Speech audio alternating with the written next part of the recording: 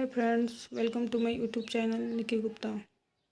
आज हम BEd second year का लेसन प्लान फिजिक्स ऑनर्स का लेसन प्लान नंबर 1 स्टार्ट करते हैं, जिसमें सबसे फर्स्ट टॉपिक क्या है? प्रकाश का प्रवर्तन।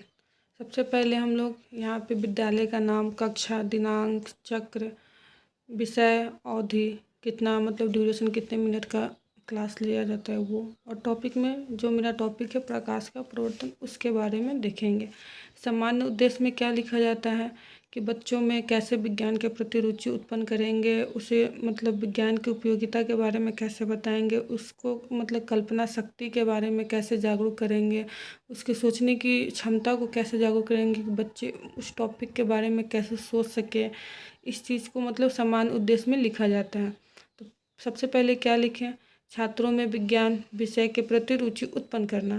फिर दूसरा में लिखना होगा क्या? छात्रों को भौतिक विज्ञान में रचनात्मक प्रवृत्तियों को प्रोत्साहित करना। तीसरा, छात्रों को विज्ञान की उपयोगिता बताना। चौथा में क्या है? छात्रों की कल्पना शक्ति का विकास कराना।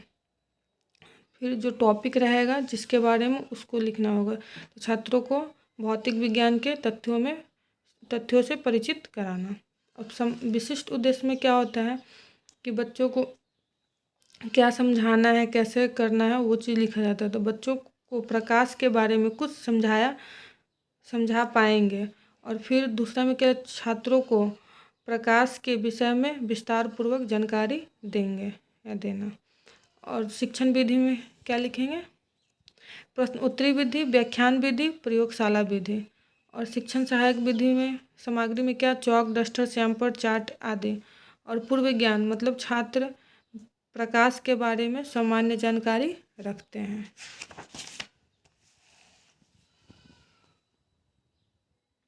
अब यहाँ से देखेंगे कि स्टूडेंट टीचर एक्टिविटीज़ में क्या लिखना होगा। प्रस्तावना में सबसे पहले क्या लिखा जाता है कि बच्चों को जिस टॉपिक, जैसे प्रकाश का प्रवर्तन है, तो डायरेक्ट जाकर बोर्ड पे लिख नहीं दिया जाता है कि आज हम लोग प्रकाश के प्रवर्तन के बारे में पढ़ेंगे। पहले क्लासरूम में जाओ, फिर बच्चों से कुछ क्वेश्चन पूछो, उससे रिलेटेड। बच्चा अगर उसका जवाब दे पा रहा है तो सही है, अगर नहीं दे पा रहा है तो वहाँ पे समस्यात्मक प्रश्न बन जाता है। तो सबसे पहले हम बच्चे से क्या पूछेंगे, उस चीज़ के बारे में सोचेंगे। तो पहले हम प्रकाश के बारे में बच्चों को पढ़ाएंगे, तो प्रकाश से रिलेटेड क्या उससे क्वेश्चन करेंगे कि बच्चा अपने मतलब आसपास में जो होता है उससे रिलेटेड क्वेश्चन किया जाता है। तो पहले क्या लिखेंगे? जब घर से बिजली चली जाती है तो क्या होता है? तो ऑब्वियसली अंधेरा हो जाता है। तो बच्चा क्या बोलेंगे? अंधेरा हो जाता है। फिर दूसरा बार में पूछेंगे कि अंधेरा होने पर आप क्या करते हैं? तो बच्चे बोलते हैं लैंप, मोमबत्ती, टॉर्च आदि जलाते हैं। फिर तीसरे में क्वेश्चन क्या करेंगे? लैंप, मोमबत्ती, टॉर्च इत्यादि जलाने से क्या होता है? तो प्रकाश हो जाता है। तो यहाँ से क्या लिखना कि अब बच्चा को थोड़ा सा तो हिंट्स हो ही जाए कि हम प्रकाश के बारे में पढ़ने वाले हैं। फिर चौथा प्रश्न पूछेंगे बच्चे से कि प्रकाश के गुण कौन कौन से होते हैं, स्पष्ट कीजिए। तो बच्चा उसको स्पष्ट नहीं कर पाएगा, तो वहाँ पे क्या बन जाएगा?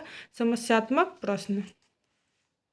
अब यहाँ से क्या लिखेंगे? उद्देश्य कथन में क्या लिखेंगे? तो अब यहाँ से बच्चा, यहाँ समस्यात्मक प्रश्न बन गया, तो यहाँ से अब लिखें तो बोलेंगे छात्रों, आज हम प्रकाश के विषय में विस्तार पूर्वक अध्ययन करेंगे। तब यहाँ पे टॉपिक बताया जाता है कि हम लोग क्या पढ़ने वाले हैं। अब तो प्रकाश के बारे में अब बच्चों को बताएंगे। प्रकाश क्या है? तो वस्तुओं को देखने के लिए आँख के अतिरिक्त प्रकाश का होना भी आवश्यक है। अंधकार में हम कुछ भी नहीं देख पाते हैं, अतः प्रकाश वह कारक है जिसकी सहायता से हम वस्तुओं को देखते हैं। वास्तव में प्रकाश जब वस्तुओं से टकराकर हमारी आँख तक पहुँचता है, तब ही हम वस्तुओं को देख पाते हैं। जिस वस्तु से प्रकाश निकलती है उसे प्रकाश स्रोत कहा जाता है। कुछ प्रकाश स्रोत प्राकृतिक और कुछ मानव निर्मित। सूर्य, तारे प्राकृतिक स्रोत हैं, जबकि बिजली का जलता बल्ब, लालटेन, मोमबत्ती मानव निर्मित प्रकाश स्रोत हैं। अब यहाँ पे रहता है श्याम पट पे, मतलब जो हम प्रकाश के बारे में अगर हम कुछ फिगर, मोमबत्ती का फिगर बना के बच्चों को दिखा रहे हैं तो वहाँ पे आप बना सकते हैं। वैसे मुझे कुछ आवश्यकता नहीं लगा तो यहाँ पे हम नहीं बनाए। अब पूछेंगे फिर यहाँ पे कैसात्मक प्रश्न में क्या होता है कि जो चीज़ पढ़ाएं है उससे थोड़ा सा बच्चे से रिलेटेड कुछ मतलब पूछेंगे जो पढ़ाएं। तो यहाँ पूछेंगे क्या, पृथ्वी पर सूर्य का प्रकाश कहाँ से आता है, तो बच्चा जवाब देंगे सूर्य से।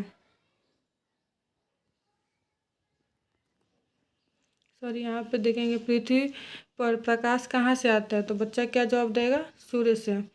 फिर पूछेंगे सूर्य का प्रकाश पृथ्वी पर पूरी तरह पहुँच पाता है या नहीं, तो बच्चा हाँ या नहीं में फंस जाता है। कोई बच्चा बोलता है हाँ, कोई बोलता है नहीं। तो यहाँ पे क्या बन जाता है, समस्यात्मक प्रश्न। अब इसको स्पष्टीकरण करेंगे हम कि मतलब इस क्वेश्चन का हम यहाँ पे स्पष्टीकरण करके बच्चों का हाँ या नहीं का जो जवाब है उसको क्लियर करेंगे। ये देखते हैं, जब प्रकाश किरण किसी माध्यम से चलती हुई चमकदार तल पर आपतित होती है तो वह तल से टकराकर उसी माध्यम में वापस लौट जाती है। यह प्रकाश का परावर्तन कहलाता है। उदाहरण, प्रकाश किसी दर्पण से टकराकर उसी माध्यम में वापस लौट जाती है जिसे प्रकाश का परावर्तन कहते हैं।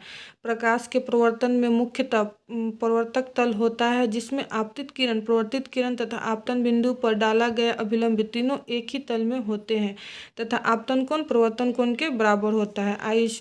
कोण आई बराबर कोण आर। अब यहाँ पे हम लोग फिगर बनाए हैं, एक समतल दर्पण पर आपतित किरण को गुजारे हैं, फिर जिस माध्यम से आपतित किरण आया है उसी माध्यम में लौट गई है तो उसको परावर्तित किरण बोलते हैं। ये आपतन बिंदु पर डाला गया अभिलंब क्या होता है, डाला गया लंब अभिलंब होता है। आपतन बिंदु जिस आपतित किरण जिस सतह से टकराती है उस बिंदु को आपतन बिंदु कहते हैं। अब यहाँ पे देखेंगे बोध प्रश्न। बोध प्रश्न में क्या होता है कि स्टूडेंट और टीचर की एक्टिविटीज़ को देखा जाता है बोध प्रश्न में। क्या, तो अब उससे कुछ क्वेश्चन पूछेंगे जो पढ़ाए हैं वैसे उसी से रिलेटेड कुछ क्वेश्चन बच्चे से करेंगे। तो किसी सतह पर पड़ने वाली किरण को क्या कहते हैं, तो बच्चा बोला आपतित किरण। फिर जिस माध्यम से चलकर आपतित किरण सतह पर आती है उसी माध्यम में लौट गई किरण को क्या कहा जाता है, तो परावर्तित किरण। प्रकाश के परावर्तन के कितने नियम होते हैं, 2 नियम होते हैं। प्रकाश के परावर्तन के नियम का स्पष्ट वर्णन करें, तो बच्चा यहाँ पे बताता है आपतित किरण, परावर्तित किरण तथा आपतन बिंदु पर डाला गया विलंब तीनों एक ही सतह पर होता है। आपतन कोण परावर्तन कोण के बराबर होता है। यहाँ पे एक फिगर बनाया है आपतित किरण का, परावर्तित किरण का। अब यहाँ पे होता है क्या, पुनरावृत्ति में क्या पढ़ाए हुए प्रक्रम से प्रश्न रहेगा। जो हम लोग पढ़े हैं आज क्लास में 40 मिनट का जो क्लास था उस क्लास में जो बच्चों को पढ़ाएंगे उससे रिलेटेड कुछ क्वेश्चन करेंगे और गृह कार्य दिया जाता है। तो क्वेश्चन पहले क्या, प्रकाश किसे कहते हैं, तो बच्चा बोलता है प्रकाश वो कारक है जिसकी सहायता से हम वस्तु को देखते हैं। फिर प्रकाश के कितने स्रोत होते हैं, तो 2 प्राकृतिक और मानव निर्मित। फिर आपतन बिंदु किसे कहते हैं, तो जो डिफिनेशन बच्चों को पढ़ाए हैं वो लिखते हैं। फिर अभिलंब किसे कहते हैं और फिर क्वेश्चन देंगे प्रकाश किसे कहते हैं तथा प्रकाश के कितने स्रोत होते हैं विस्तारपूर्वक वर्णन करें। प्रकाश के परावर्तन के नियम का विस्तारपूर्वक वर्णन करें। अब यहाँ से ख़त्म। अगर वीडियो पसंद आए तो लाइक एंड सब्सक्राइब ज़रूर करें। धन्यवाद।